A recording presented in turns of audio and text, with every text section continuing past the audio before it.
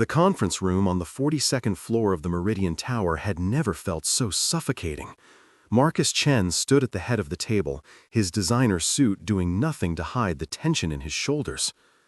9 translators sat along the sides of the long mahogany table, each one looking more defeated than the last.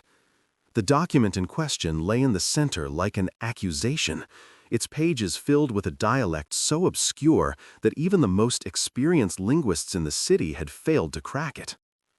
Marcus checked his watch for the 100th time that morning. 4 hours until the deadline.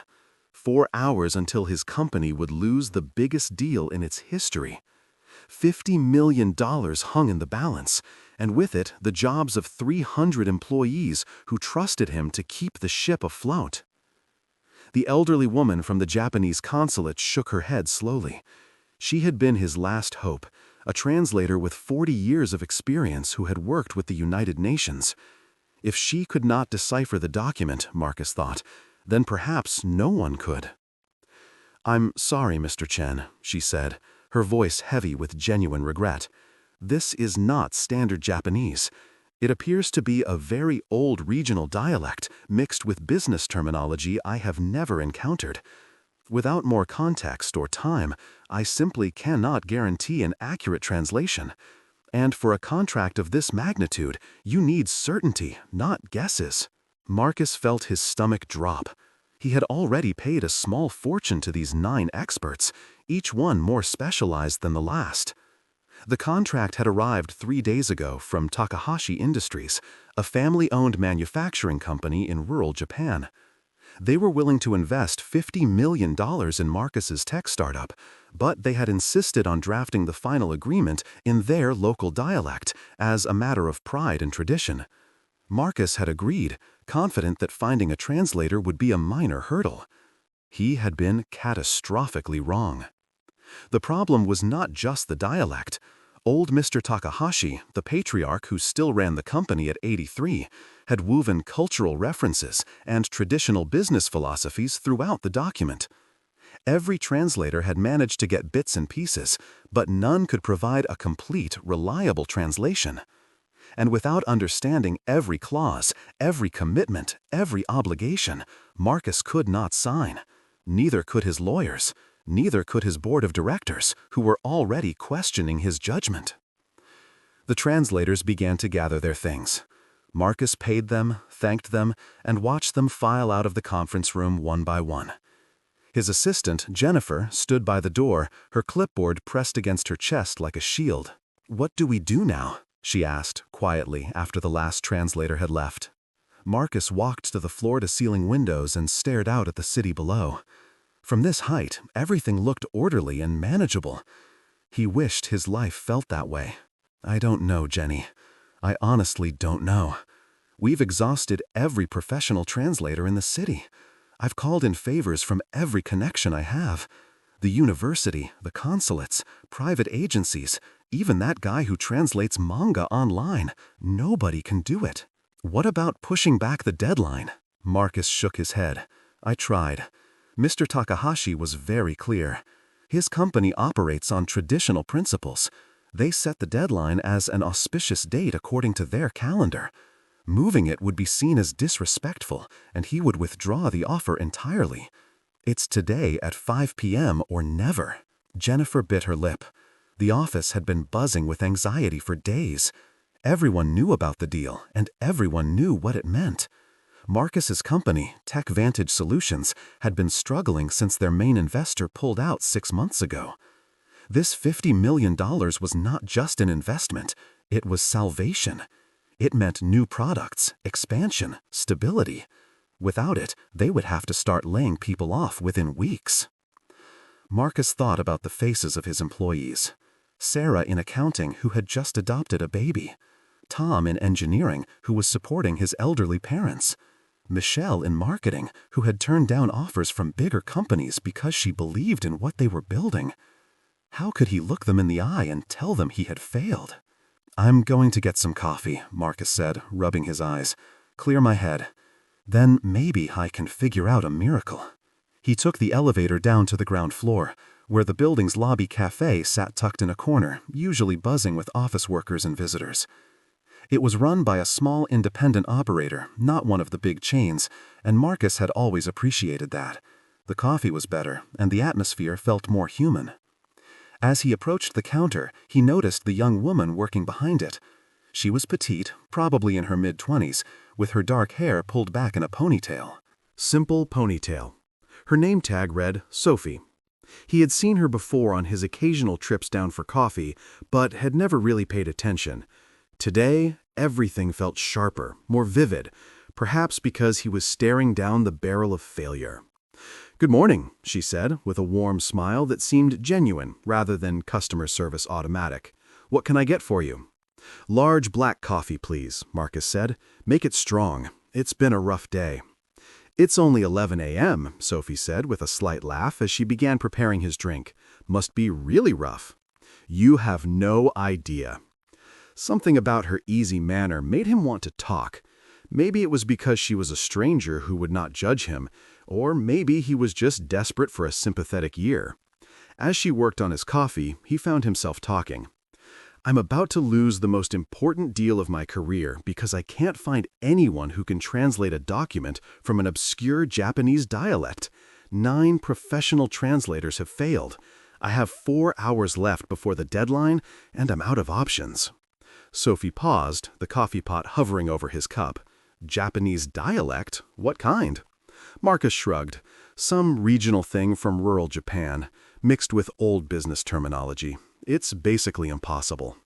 Sophie set down the coffee pot and looked at him with sudden interest. "Can I ask where in rural Japan?"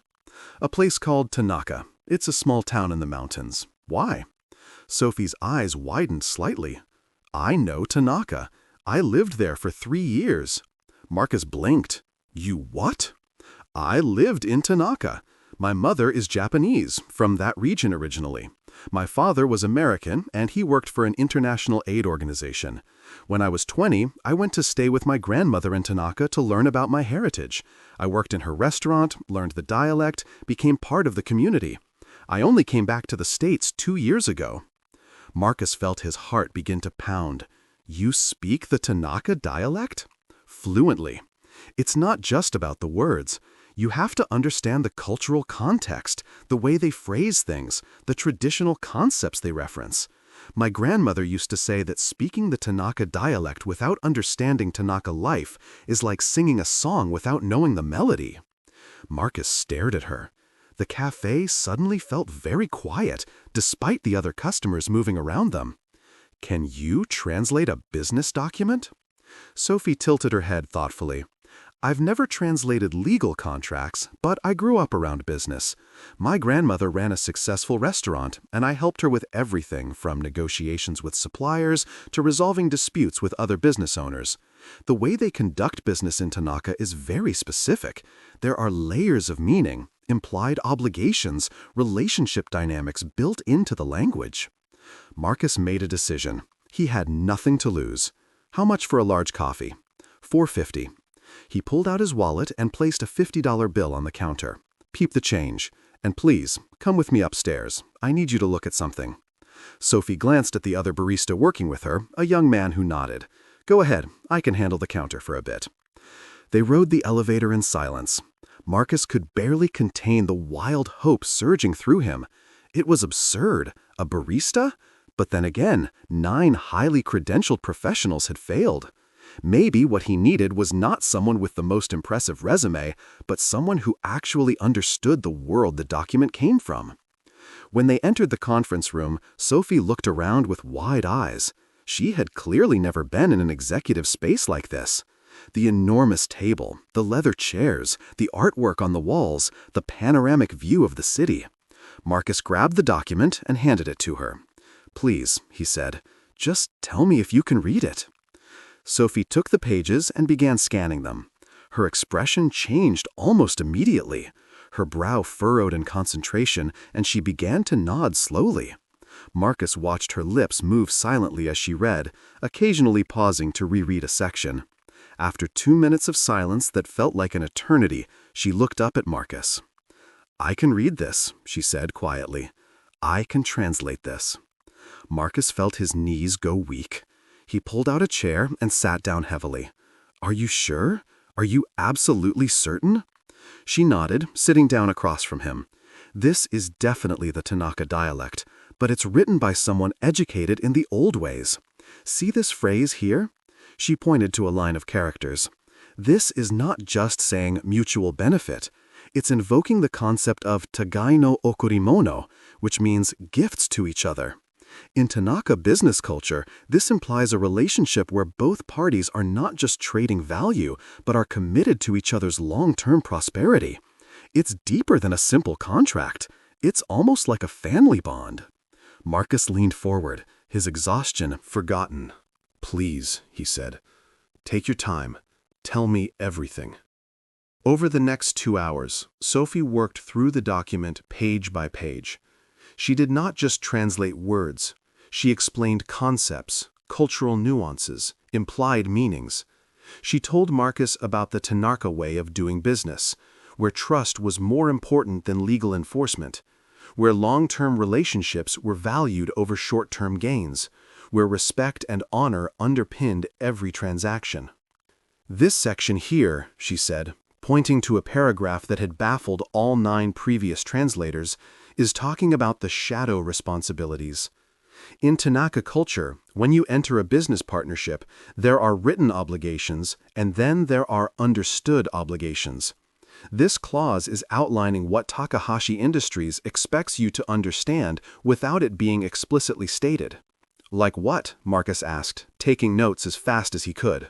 "Like the expectation that you will consult them on major decisions, even if the contract does not require it.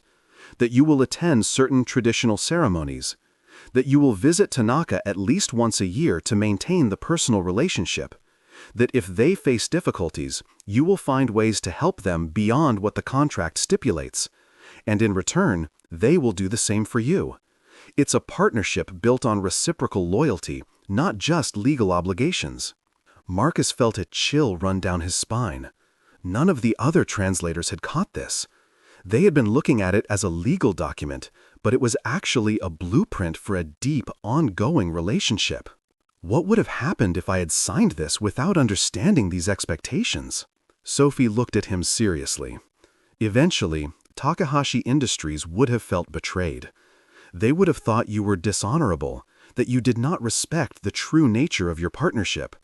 The relationship would have soured, and they probably would have found a way to exit the deal, even at cost to themselves.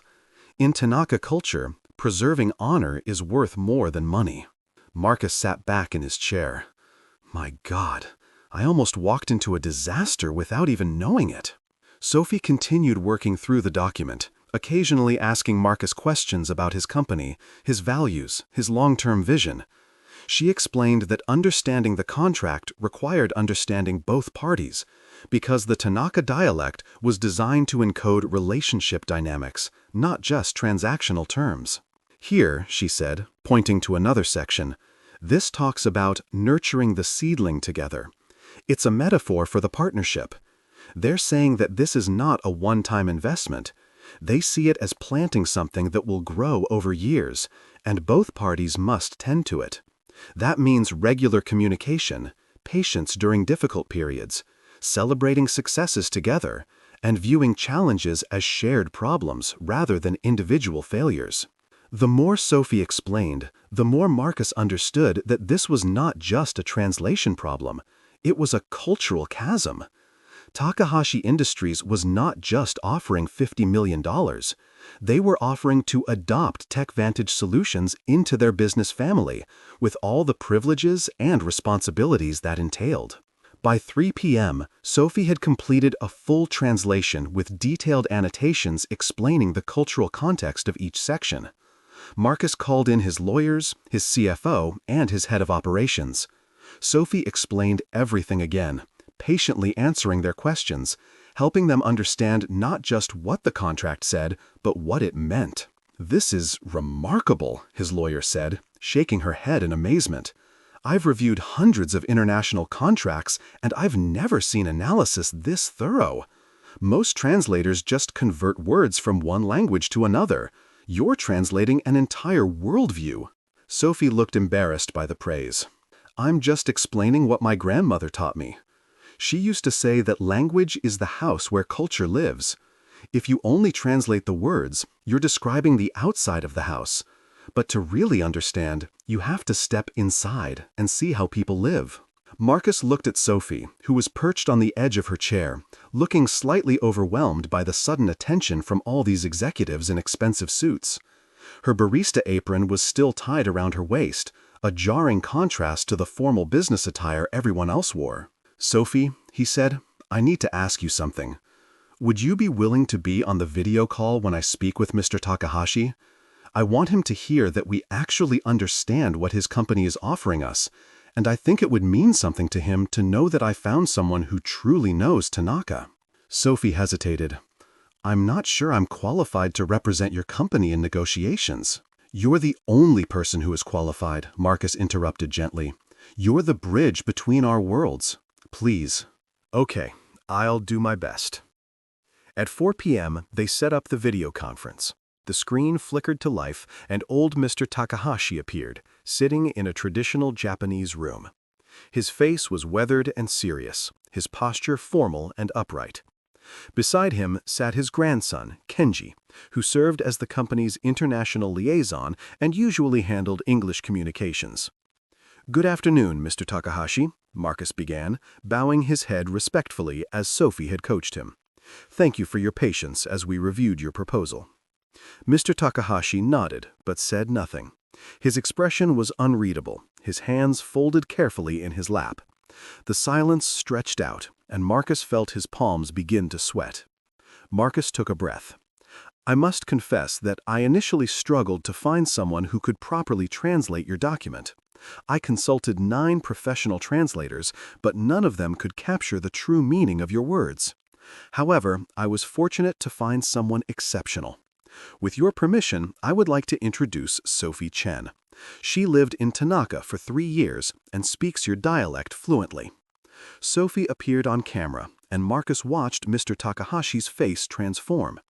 His stern expression softened immediately, and something like surprise and then delight flickered in his eyes. Sophie bowed deeply, far deeper than a typical business bow, and began speaking in rapid Japanese. Marcus could not understand the words, but he could hear the fluency, the natural rhythm, the absence of any foreign accent. She spoke for about a minute, gesturing gently as she explained something, and when she finished, Mr. Takahashi responded with obvious warmth. The old man was smiling now, actually smiling, and he spoke with animation that Marcus had never seen in their previous communications. Kenji looked back and forth between his grandfather and Sophie with amazement, clearly surprised by his grandfather's reaction.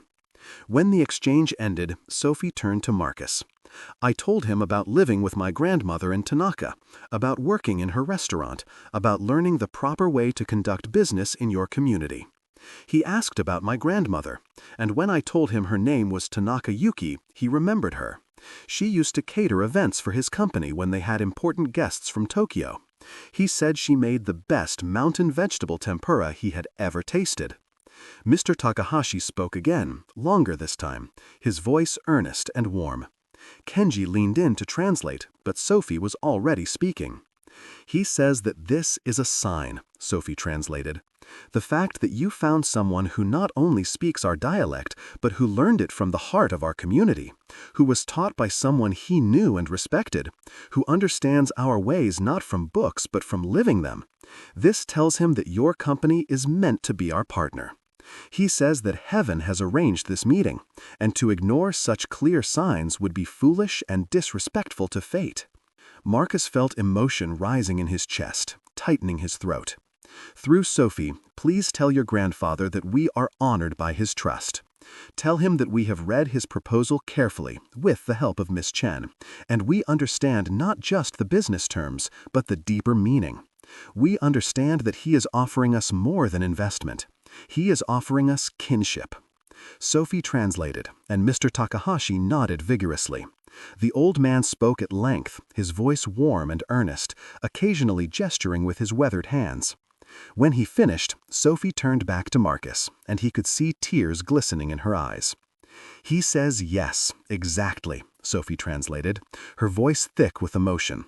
He says that too many modern businesses forget that commerce is about human relationships. Money comes and goes, markets rise and fall, but partnerships built on trust and respect last for generations.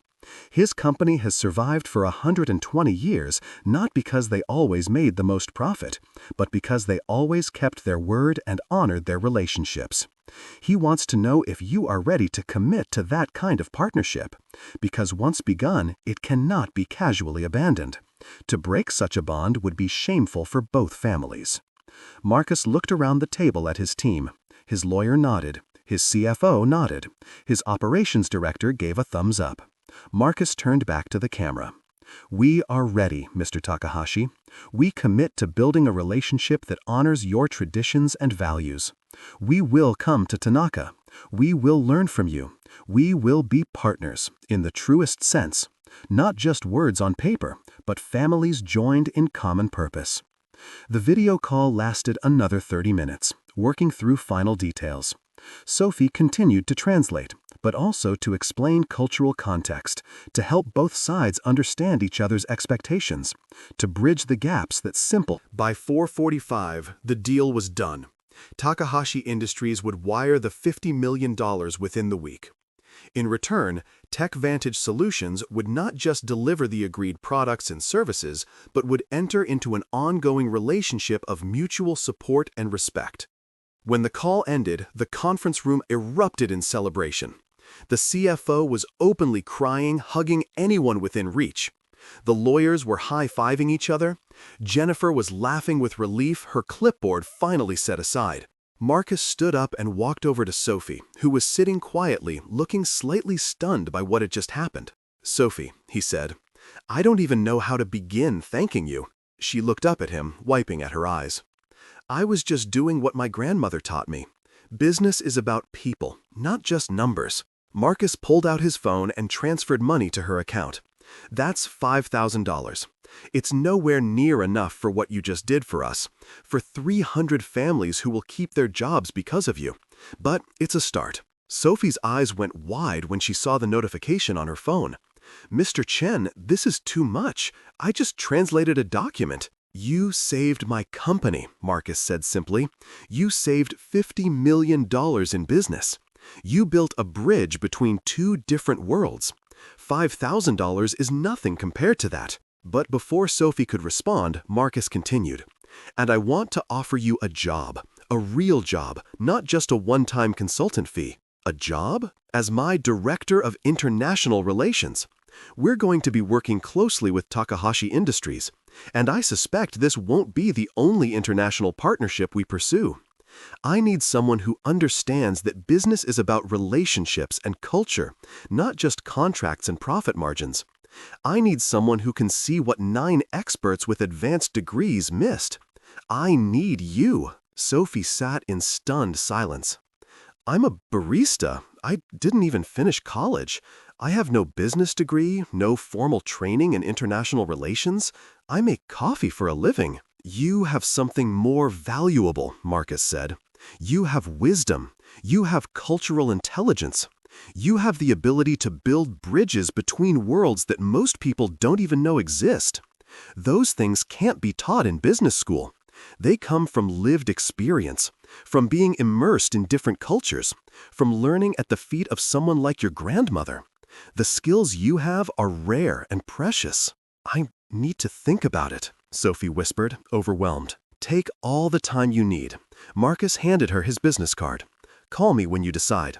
But, Sophie, I hope you'll say yes.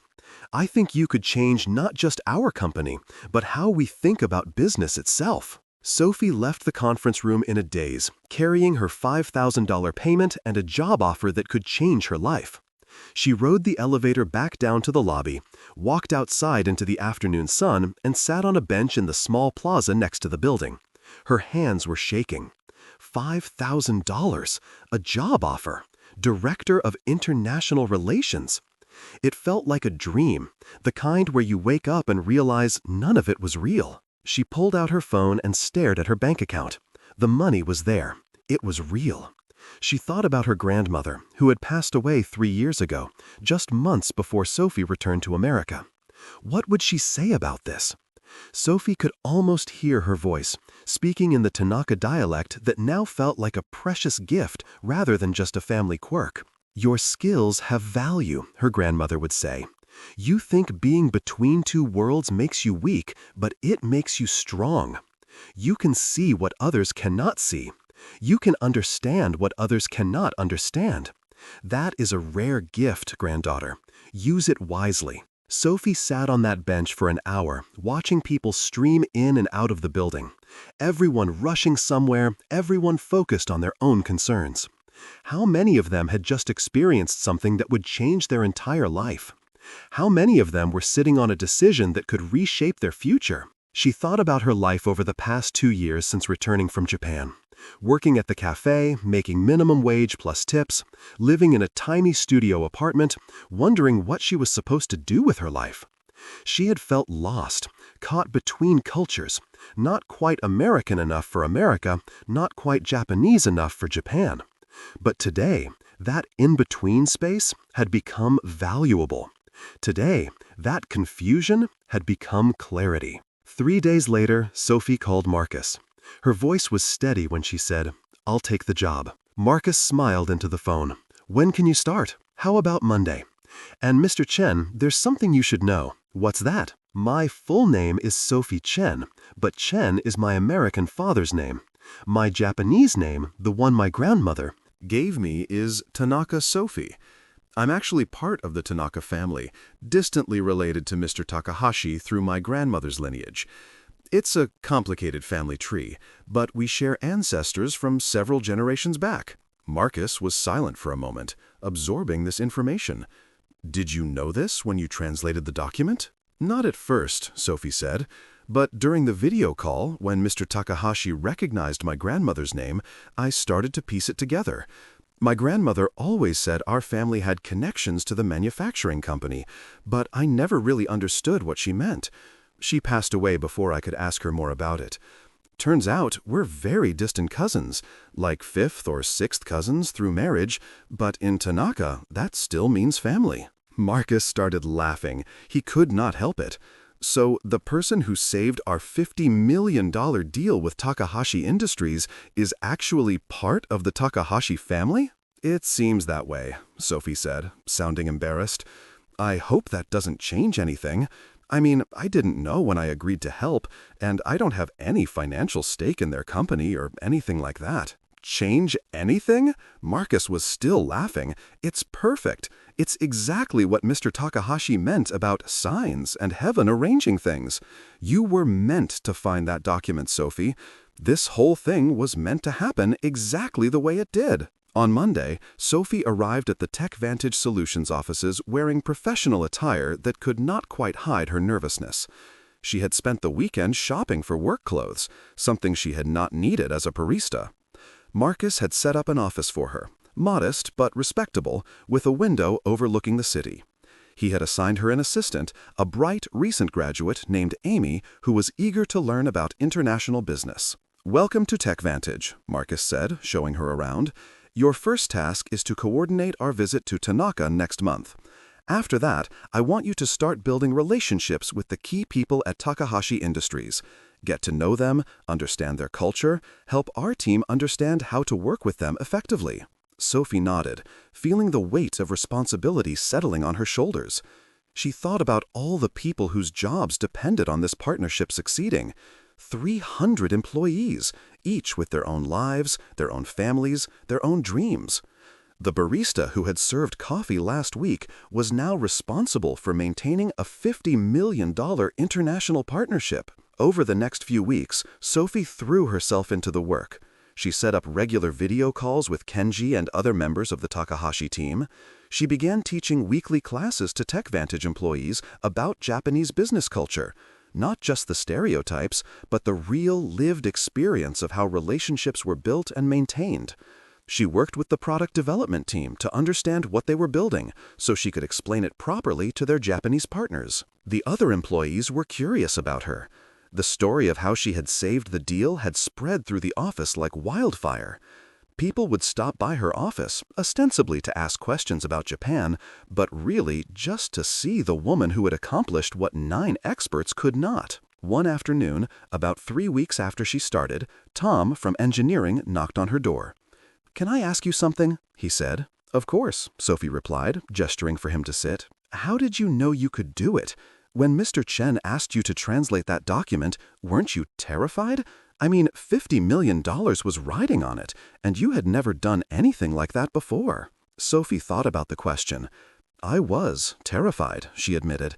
"But I also knew that I understood something those 9 translators didn't. They were looking at it as a puzzle to solve, a code to crack. But I knew it was a conversation, a relationship being offered. My grandmother taught me to listen not just to words, but to what's beneath the words, to the intentions and emotions and cultural context. That's something you can't learn from a textbook." Tom nodded slowly. "I think that's what makes you different. Most of us here, we're so focused on being experts, on having the right credentials, on proving we're qualified. But sometimes the best qualification is just genuinely understanding something in your bones, you know?" Sophie smiled. "That's exactly it. Expertise is valuable, but wisdom is irreplaceable. And sometimes wisdom comes from unexpected places." As the weeks passed, Sophie proved her value again and again. She caught potential misunderstandings before they became problems. She helped the TechVantage team understand why certain requests from Takahashi Industries were important, even when they seemed strange or unnecessary by American standards. She became the translator not just of language, but of culture. Helping 2 very different companies learn to work together. The first major test came when a product deadline was threatened. The engineering team had run into technical difficulties, and they were going to miss the delivery date they had promised to Takahashi Industries. The natural American impulse was to email an apology and a new deadline, but Sophie intervened. "We need to handle this differently," she told Marcus. "In Tanaka culture, missing a deadline without proper personal acknowledgement is a serious breach of trust. We need to call Mr. Takahashi directly. You need to apologize personally, and we need to show that we're taking this seriously by explaining exactly what went wrong and what we're doing to fix it." Marcus listened and followed her advice. The call was difficult, but Mr. Takahashi appreciated the personal attention and the transparency. More importantly, he offered to send one of his engineers to help with the problem. What could have damaged the relationship instead became an opportunity to deepen it. Jennifer, Marcus's assistant, started calling Sophie the miracle worker. She saw how Sophie could diffuse tensions, build bridges, and turn potential conflicts into collaborations. She watched Marcus rely more and more on Sophie's judgment, not just for issues related to Takahashi Industries, but for broader questions about how to build a company culture based on relationships rather than just transactions. The trip to Tanaka was scheduled for 2 months after the deal was signed. Marcus, Sophie, and 5 other senior executives made the journey. They flew into Tokyo and then took a bullet train followed by a local train deep into the mountains. Sophie had prepared detailed briefings for everyone, explaining the proper protocols, teaching them key phrases, helping them choose appropriate gifts. As the train wound through the mountains, Sophie felt a complex mix of emotions. She had not been back to Tanaka since leaving 2 years ago. So much had happened since then. Her grandmother had passed away shortly after Sophie returned to America, and Sophie had not been able to afford to fly back for the funeral. That guilt still weighed on her. The town looked exactly as she remembered. The narrow streets, the traditional buildings, the mountains rising on all sides. As they walked from the train station toward the Takahashi Industries factory, Sophie noticed people recognizing her, waving, calling out greetings. She was not just a visitor, she was a daughter of Tanaka who had returned. The Takahashi Industries factory complex was a mix of old and new. The original buildings dated back 100 years, but new facilities had been added over the decades. Mr. Takahashi met them at the entrance, and when he saw Sophie, his face lit up. He embraced her warmly, speaking rapidly in the Tanaka dialect. "He's welcoming you home," Kenji translated for the others. "He says that your grandmother would be proud to see you bringing honor to the family name through your work."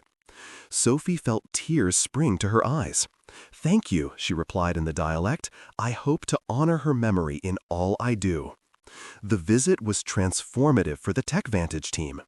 They toured the factory, learning about the precision manufacturing processes that had made Takahashi Industries successful for over a century. They met the workers, many of whom had spent their entire careers with the company, some following fathers and grandfathers who had also worked there. They began to understand that this was not just a business. It was a community, a way of life, a tradition being passed down through generations. In the evening, there was a formal dinner at a traditional restaurant. The food was exquisite, each dish prepared with care and artistry. Mr. Takahashi gave a speech about the partnership, and Sophie translated. He talked about his hopes for the future, about how combining old wisdom with new technology could create something neither company could achieve alone. After dinner, Mr. Takahashi asked Sophie to walk with him. They strolled through the quiet streets of Tanaka as the sun set behind the mountains, painting the sky in shades of orange and purple. "Your grandmother was very proud of you," he said in the dialect. "She used to tell me about her granddaughter in America, how you carried both worlds inside you. She worried that you felt lost, caught between cultures.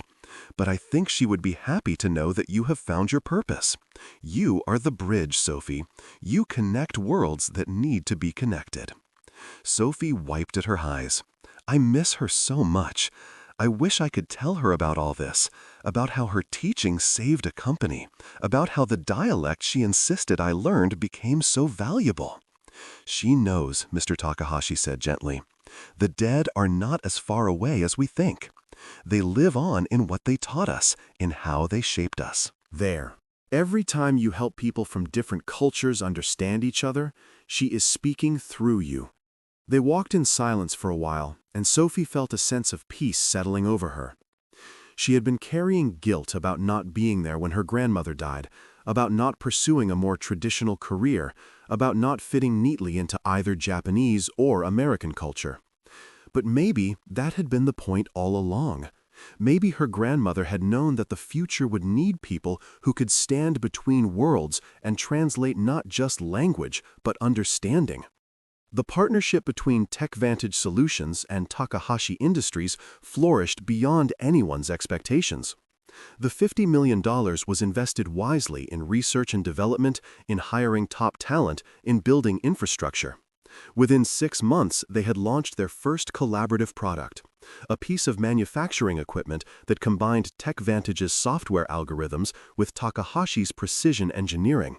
It was an instant success, selling to manufacturers around the world. Within a year, the partnership had generated another $80 million in revenue. The company not only avoided layoffs but hired aggressively, expanding into new markets, opening new offices. Marcus became something of a celebrity in business circles, invited to speak at conferences about successful international partnerships. But he always insisted that Sophie share the stage, that her role be acknowledged and understood. Sophie was promoted twice in 18 months, eventually becoming vice president of global partnerships. Her responsibilities expanded beyond just managing the Takahashi relationship.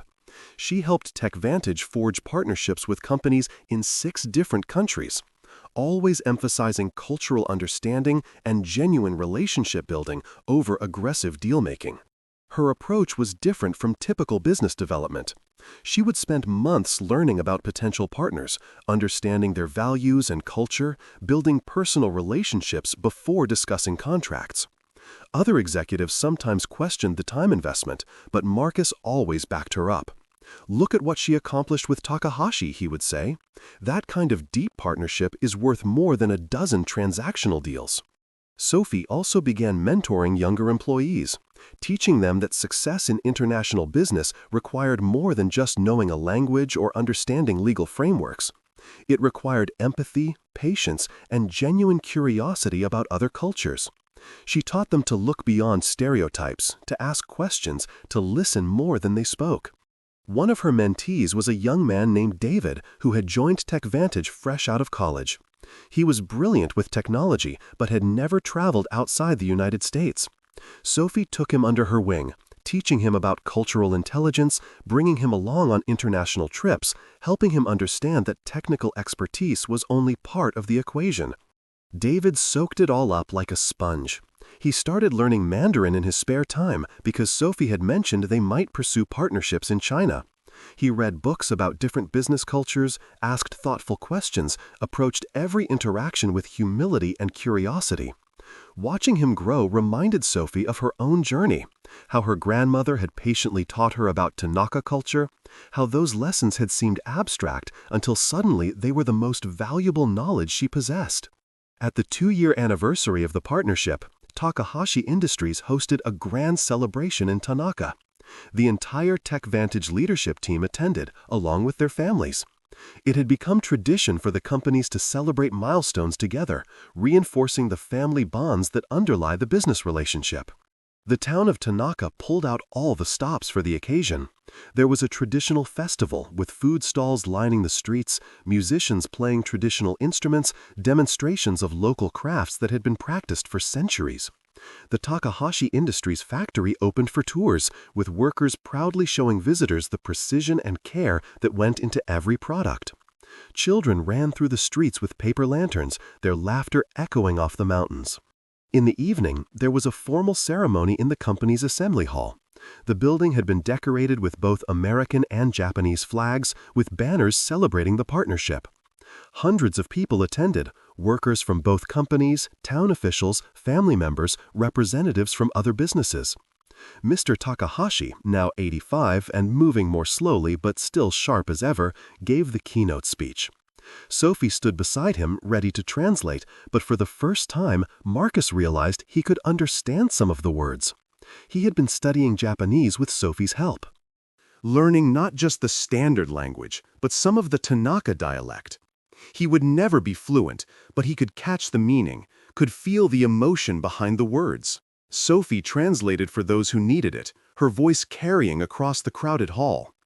He says that business schools teach people to think of partnerships as contracts, as transactions, as arrangements of mutual benefit measured in money. But the old way, the Tanaka way, understands that true partnerships are like family bonds. They require understanding, respect, patience, and commitment. They require someone who can see beyond the surface to the heart of what we are trying to build together. Mr. Takahashi looked directly at Sophie as he continued speaking. He said that 2 years ago, he took a risk sending that document in our local dialect. Sophie translated, her own voice growing emotional. He knew it would be difficult to translate.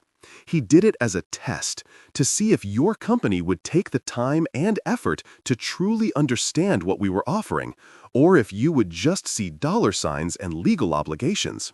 9 translators failed the test, not because they lacked skill, but because they lacked connection to our world, to our way of thinking.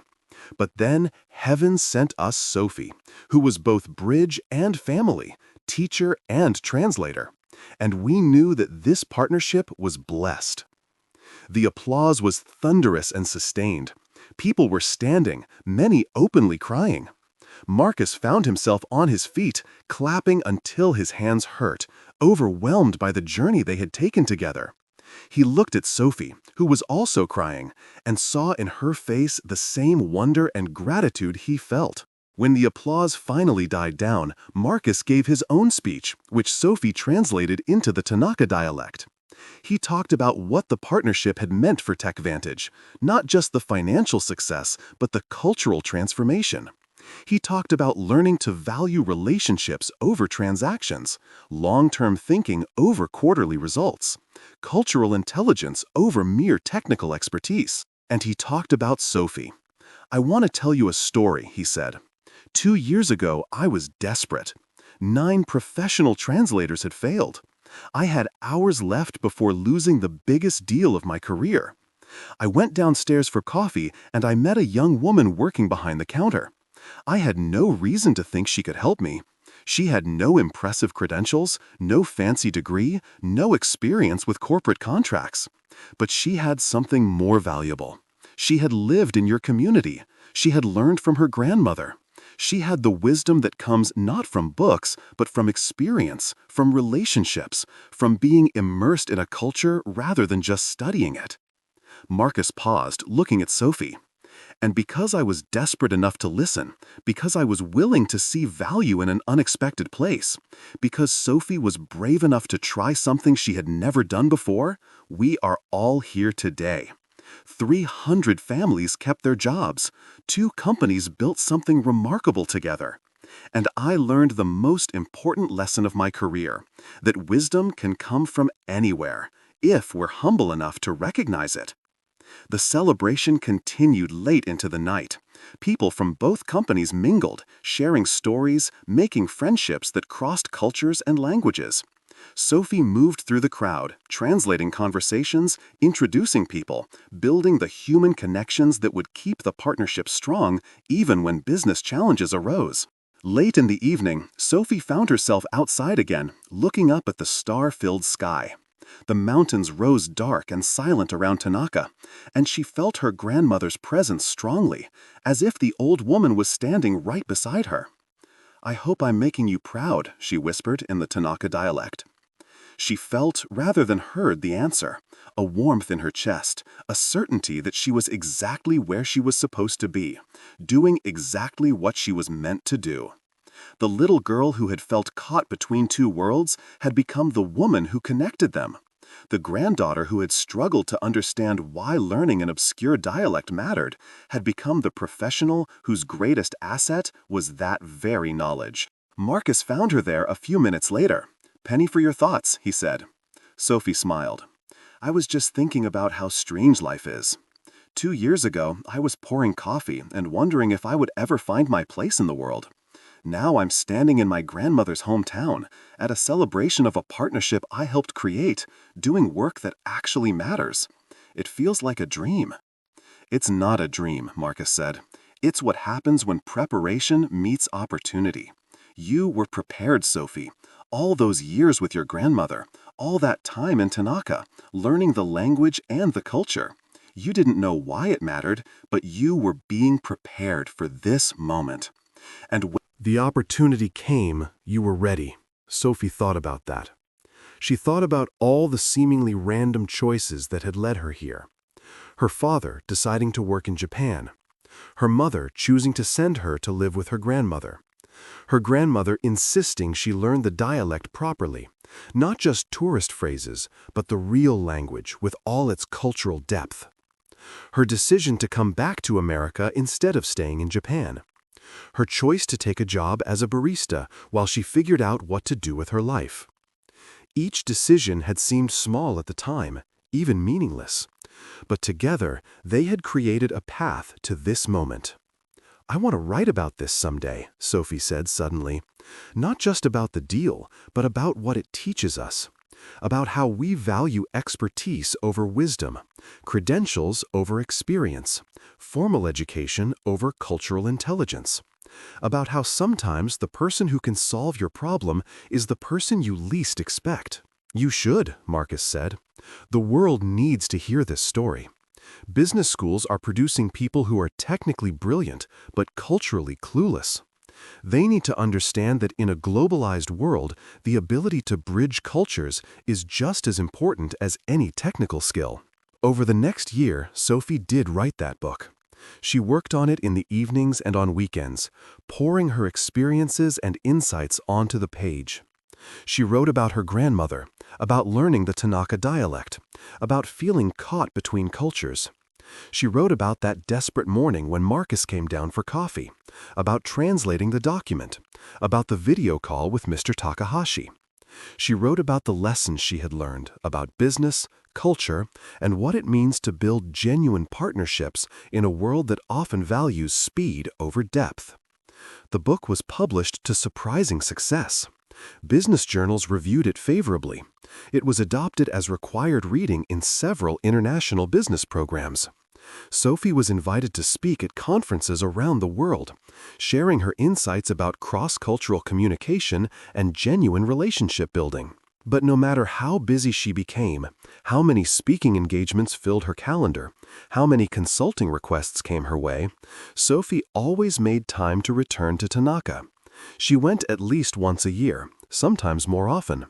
She visited her grandmother's grave, maintained the family shrine, and spent time with Mr. Takahashi, who had become like a grandfather to her. On one of those visits, 3 years after the partnership began, Mr. Takahashi was very ill. He was 88 now, and his health had been declining. Sophie sat by his bedside, holding his weathered hand, speaking to him in the dialect they both loved. "Thank you," she said simply. "Thank you for taking a chance on that contract, for testing us, for recognizing the sign when I appeared. Thank you for helping me understand that being between two worlds is not a weakness, but a strength." Mr. Takahashi smiled weakly. "I did not create the sign," he said. "I only recognized it. The universe arranges meetings, Sophie. Our job is to pay attention, to see the patterns, to trust that there is meaning in the coincidences. You were always meant to be the bridge. I just happened to be there when you discovered your purpose." He died peacefully 2 weeks later, surrounded by family. Sophie flew back to Tanaka for the funeral. It was a huge event, with hundreds of people attending, because Mr. Takahashi had touched so many lives. Sophie stood with the family, accepted as one of them, and gave a eulogy in perfect Tanaka dialect that left not a dry eye in the room. She talked about his wisdom, his integrity, his commitment to relationships over profits. She talked about how he had built a company that lasted over a century because he understood that business was fundamentally about people. She talked about how he had recognized the value in an unexpected place, had been willing to work with a young barista because he saw past credentials to character. And she promised that the partnership he had created would continue, would grow, would honor his memory by maintaining the values he held dear. The relationship between TechVantage Solutions and Takahashi Industries was not just a business arrangement. It was a living testament to what happens when people from different worlds choose to truly see each other, truly understand each other, truly commit to each other. After the funeral, Kenji, who now ran the company, pulled Sophie aside. "My grandfather left something for you," he said, handing her a letter. Sophie opened it with trembling hands. Inside was a handwritten note in the Tanaka dialect, along with a photo. The photo showed a much younger Mr. Takahashi standing with Sophie's grandmother outside her restaurant. The note read, "Dear Sophie, if you are reading this, I have gone to join your grandmother in whatever comes next. I wanted you to have this photograph as a reminder that the connections between families, between companies, between worlds often go back further than we realize. Your grandmother and I were friends for 40 years. We often talked about how the younger generation was losing touch with the old ways, with the understanding that business is about relationships. We worried that when we were gone, that wisdom would be lost. But then you appeared, carrying forward what we had taught you, proving that the old ways still have value. You have honored both our memories more than you know. Continue to be the bridge, Sophie. The world needs you. With deep respect and affection, Takahashi Hiroshi." Sophie held the letter to her chest and wept. She wept for her grandmother, for Mr. Takahashi, for all the wisdom that had been passed down to her, for the responsibility she now carried to pass it forward to the next generation. She understood now that she was not just doing a job. She was continuing a legacy, maintaining a tradition, keeping alive a way of thinking about business and relationships that was in danger of being forgotten in the modern world's rush toward efficiency and profit maximization. She thought about all the young people she was mentoring, employees at TechVantage and students at universities where she spoke. They were hungry for something different, for a way of working that felt more human, more meaningful. They were tired of the corporate culture that treated people as resources, relationships as transactions, success as purely financial. They wanted what Sophie could teach them, what her grandmother had taught her, what Mr. Takahashi had spent his life demonstrating. That evening, sitting in her hotel room in Tanaka, Sophie began writing again. Not another book, but a series of essays about what she had learned, about how to build businesses that valued people over profits, relationships over transactions, long-term thinking over quarterly results. She wrote about the importance of cultural intelligence in a globalized world, about why businesses needed to invest in understanding the communities and cultures they worked with. She wrote about that morning 2 years ago, when 9 translators had failed and 1 barista had succeeded.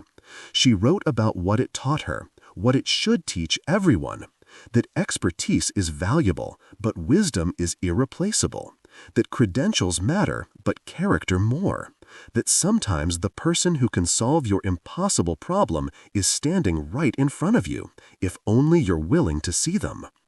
The essays were published in business journals and quickly went viral.